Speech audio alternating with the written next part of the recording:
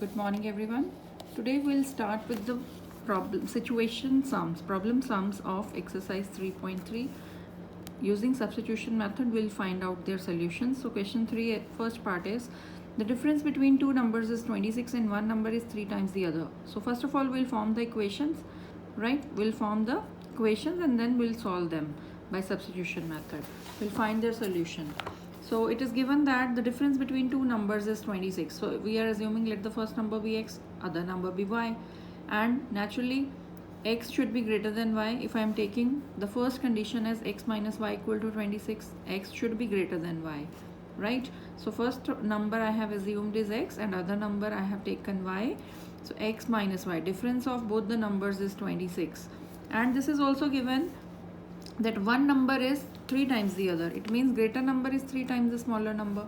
So x equal to 3y. This is second equation. Now from this second equation, I got the value of x in terms of y. Now I'll put this value of x from 2 in 1.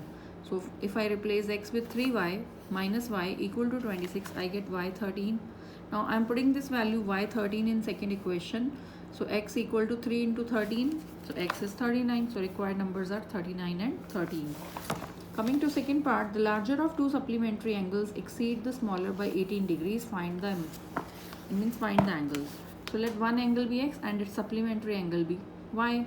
So x again is greater than y, and sum of supplementary angles is always 180 degree. So sum of these two angles will be equal to 180 because they are supplementary angles.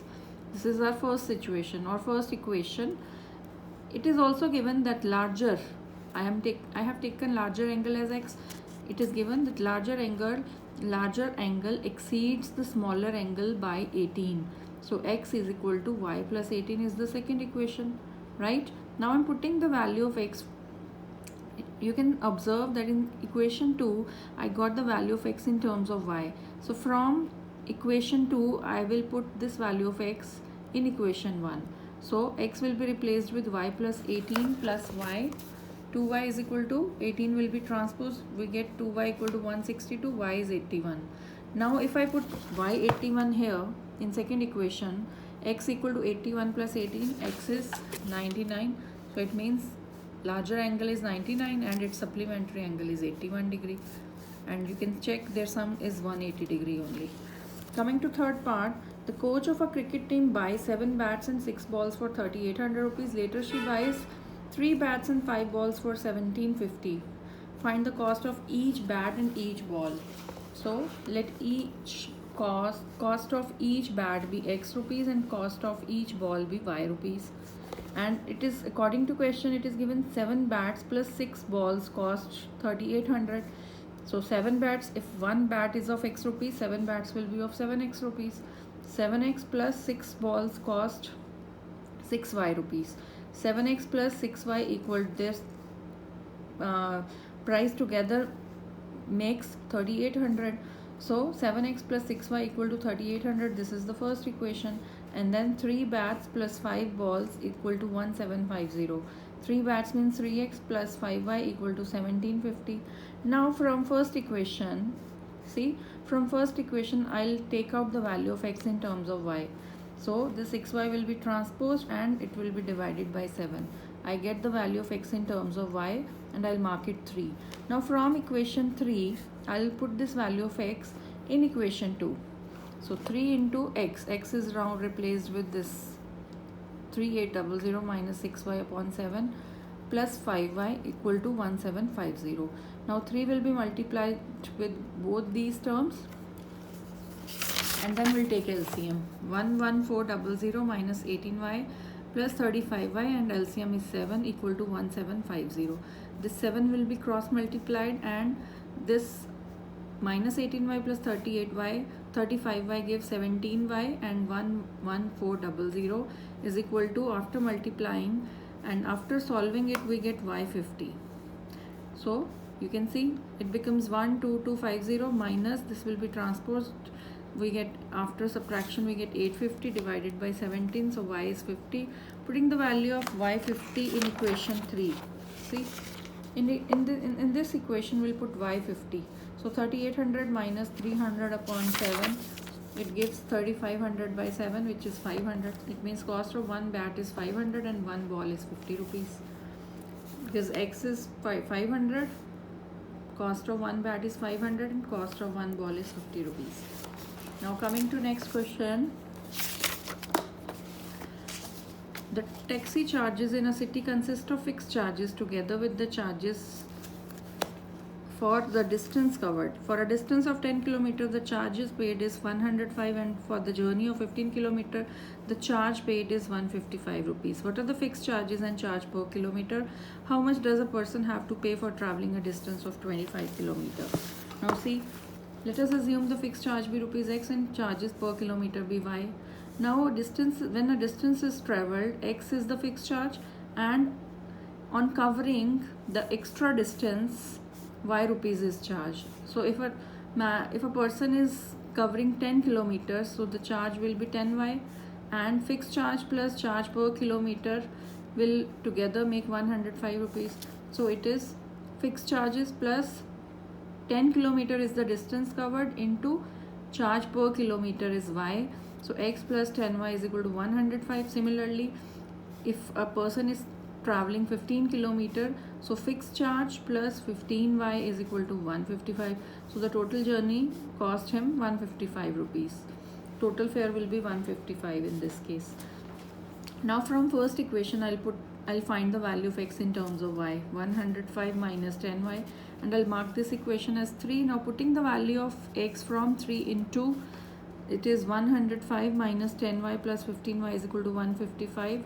So minus 10 plus 15 gives plus 5y, and this will be transposed. So you get y as 10. Now putting the value of y10 here in third equation, 105 minus 10 into 10 makes 100, that is x. X is 5, right? It means fixed charges are 5 rupees and charges per kilometer is 10 rupees. Now one more part is to be done. Now question is, how much does a person have to pay for traveling 25 kilometer? Now for traveling 25 kilometer, a person has to pay equal to fixed charges plus 25y. This is fixed charge, and per kilometer is y rupees the cost per kilometer, and person is traveling 25 kilometers. So x plus 25, x we know 5 and y we know 10. So it becomes 5 plus 250. So it is rupees 255. So for traveling 25 kilometer, person have to pay 255 rupees, because 5 rupees is fixed, and at the rate of 10 rupees he is traveling 25 kilometer. Charge for per kilometer is 10, and if it's traveling 25, so the fare for 25 is 250 plus fixed charges makes the total fare 255 rupees. Now coming to question number third, fifth part, a fraction becomes 9 by 11 if 2 is added to both numerator and denominator, and if 3 is added to both the numerator and denominator, it becomes 5 by 6. Find the fraction. Now we know that let the fraction be x upon y. Now first condition is if 2 is added to both numerator and denominator, so fraction becomes 9 by 11. So x plus 2 over y plus 2 is equal to 9 by 11. On cross multiplying, we get 11x plus 22 is equal to 9y plus 18. So 9y will be transposed and 22 will be transposed to right side. We get first equation as 11x minus 9y equal to minus 4. First equation. Now second condition is if 3 is added to both numerator and denominator, so the fraction becomes 5 by 6. Again cross multiplying, we get 6x plus 18 is equal to 5y plus 15. On solving, 5y will come in the left side and 18 will go to right side, and it becomes 6x minus 5y equal to minus 3, second equation. Now from first equation, I'm taking the value of y in terms of x. 9y will go there and 4 will come here. It becomes 11x plus 4 is equal to 9y, and 9 will be divided, will come in the denominator. So y becomes 11x plus 4 by 9. So I have taken the value of y in terms of x and marked it 3. Now from 3, put this value of y in equation 2. So 6x minus 5 into 11x plus 4 by 9. After multiplying and taking LCM, it becomes 54x minus 55x minus 20, and 9 will be cross multiplied, minus 27. So on solving, it becomes minus x minus 20 minus 27. This will be transposed, we get x7. So putting the value of x7 in this third equation, if x is 7, so y is 77 plus 4 by 9, that is 81 by 9, so y is 9. So the required fraction is x upon y, 7 upon 9, right?